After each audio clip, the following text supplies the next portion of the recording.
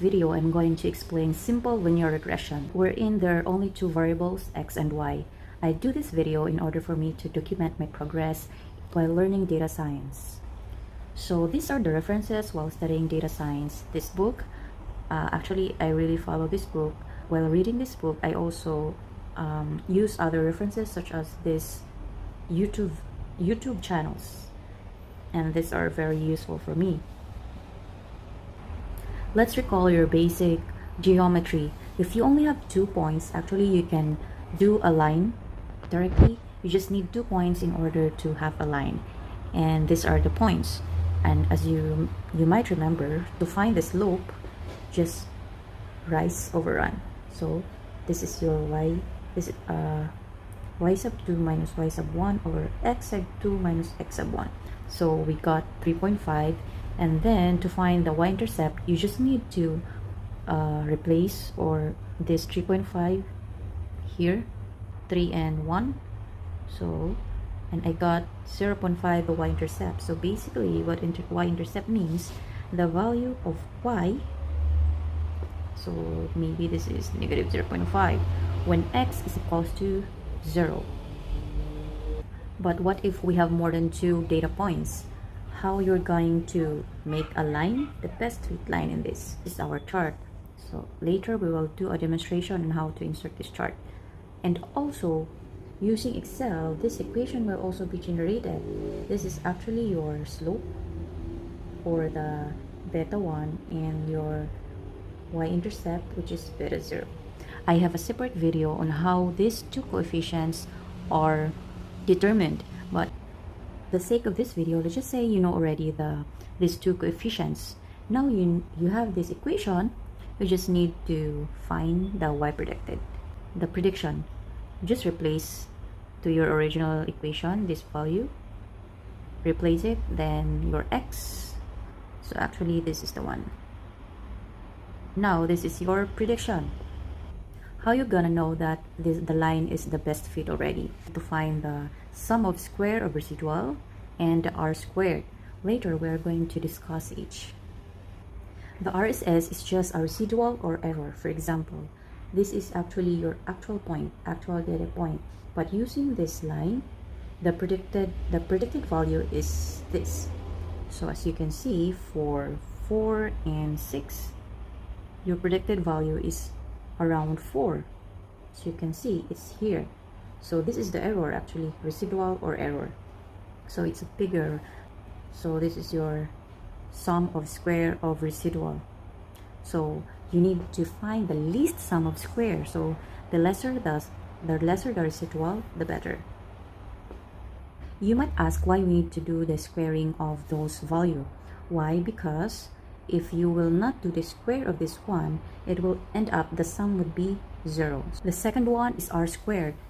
In getting the value of r squared, we need to get the mean, meaning the average of all the x and the average of all the y. So we got this mean, and I put the line here.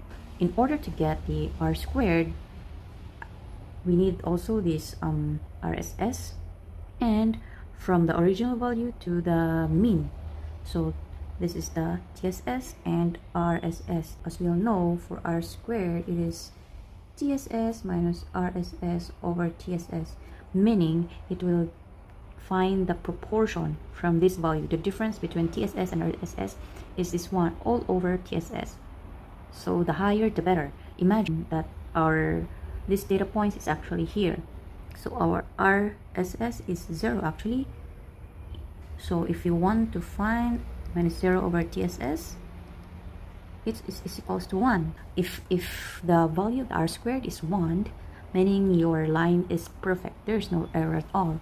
But if the RSS is 0, if the r squared is 0, meaning the line is the line is horizontal, meaning there's no relationship between x and y. So as you can see, the yellow, these are the TSS. So this is the calculation. Our r squared for this data is 69, or almost 70%. What does it mean? It means that around 70% of the variability in y is explained by a linear regression on x, or in other words, the relationship between x and y explains 70% or 69% of the variation in the data. Let's use the real dataset using MS Excel. This dataset is also from this website. So as I mentioned, this is the website, and you just need to download the dataset, browse to the resources, second edition, then you can scroll down and you can see these are the datasets. Just download the all CSV files and these are the downloaded data. So let's open this advertising data and we can see that there are 200 data points. So as you can see, we just need to get this TV and sales, just two variables.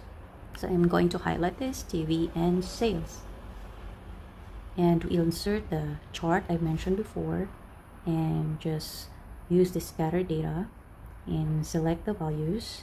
For X values, we're going to use the TV, and for the sales, for the y-axis, we are going to use the sales value. So we just need to use this formula, and this is our graph now. So you can see, we can see that there's really a relationship. So we can also insert the equation. So just add chart element, insert trend line and linear. So as you can see, there's already a linear line equation, and you can right click and display equation on chart and display r squared value on chart, as you can see. So these are your values. So I mentioned already how to find this beta 1, beta 0. So we just need to use Excel for now. Since we need this mean, I'm going also to find the mean here. So later we'll have, we can find the value. I need also to find this one. So one by one, I insert in the column. Okay. So here, this is the mean or the average of the X values and the Y mean. So just drag down. So these are the mean. Now, I'm going to get the difference between the actual value, the X value, and the mean. So I need to put a dollar sign, so when drag down, it will not change. Okay, so, and I will also add this X minus Y mean. So the same goes, just drag down, here it goes. And as you can see, I need also the square of the X minus X mean. It's the denominator of the beta 1. So I just need to square the X minus X1 values, you can see, and also just drag down. And also, so you can see, I need to multiply the X minus X mean times the Y minus Y mean, that is the numerator of beta 1.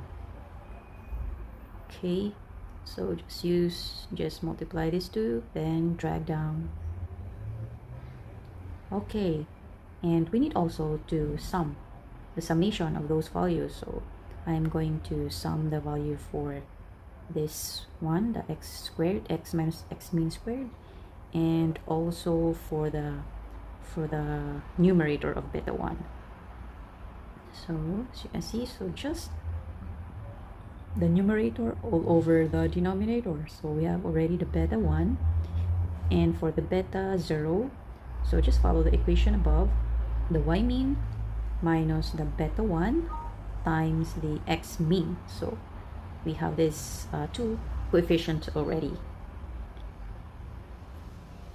So I need to put the dollar sign so it will not change. I put color first, and for this standard error deviation, so how to compute that one, but we need to find this sigma squared, the sigma, or this is the variation actually. So how are we going to find that? So it says here that this sigma is known as the residual standard error and is given by the formula. For now, we need to follow this. So okay, I'm going to put it here first. Okay, so the sigma squared. So, but first we need the RSS in order to find.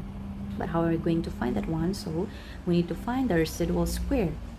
I mentioned already the residual meaning the actual value minus the predicted one. So we need to find also the predicted, sales predicted, and we are going to use this equation, this 0.0475x plus 7.0326. Okay, So I just need to put again. Okay, so this is our formula. Just drag down, and this is your prediction. Then what's the difference? The original and the prediction, and that's the difference, and we need to square that so it would not sum to 0. Okay, so that's our residual square, and we need to sum that, so that's our RSS already. Okay, so this is our RSS. Just drag down some of that, and here equals to the RSS that we just sum up. Okay, so our sigma is equals to square root of RSS over n minus 2. We know that n is 200, so it's 198. So the sigma squared is just the square root of this 3.2586856. So okay, so now we can find the standard error. So I also just use the formula, the square root, just follow everything. And this is your standard error deviation. So we are going to find also the upper limit, upper range, and the lower range. And as I mentioned, since it's 95% confidence interval, we need two standard deviation from the center. Okay, so this is our one, this is our range. Okay, so meaning for the standard error for beta 1, as you can see, it's this one, but okay, and as you can see, it matches our value coefficient, the standard error, and later we'll find the value for the t-statistic. Let's compute also the confidence interval of these two coefficients. So we are going to use this normal distribution, and these are your coefficient, and 95% meaning two deviation from this center. We already know your standard error deviation. These are your error. So meaning one deviation is for example for beta 1, one error deviation is 0.0027. So if here just multiply 2 times 0.00277, and also here, it means that what does it mean by 95%? Meaning, because in this problem we don't know the true population, true beta 1 and beta 0. It's just only an estimate, but we really don't know what the true value of this one. It just means that we are 95% confident that the true coefficient lie between this range. We know that it lies between this range. So in here I already put the value. So as you can see, this is the standard error deviation. So the range from 0.042 to 0.0529. We are 95% confident that the beta 1, the true beta 1, is within this range. Same it goes with beta 0. But how do we know that there is really a relationship between x and y? So we are going to conduct a hypothesis test. In hypothesis test, the null hypothesis means that for coefficient is equals to 0, meaning there is no linear relationship between TV and sales. But we know, I mean, we can see in the figure that there is really a relationship. So this is your alternative hypothesis. I know that this coefficient is not equal to 0. It's not equal to 0, meaning it's a two-tail. We can see this problem. If it's less than, then it's a one-tail, but we know that it's not equal to 0, so it's a two-tail distribution. And saying that there's a linear relationship between TV and sales, and how I'm going to prove that? So using the threshold, the 95% confidence interval, so my threshold is 0.05, so meaning this divided by 2 is 0.025. So somewhere here, 0.025. No, sorry, I'm wrong. This area here, it's 0.025, and this area here, 0.025. And if the probability is less than this one, it's around here, we can say that we can reject the null hypothesis. So we need to make sure that it's below this threshold, this line. How are we going to find this line? So later in the video, we're going to show you.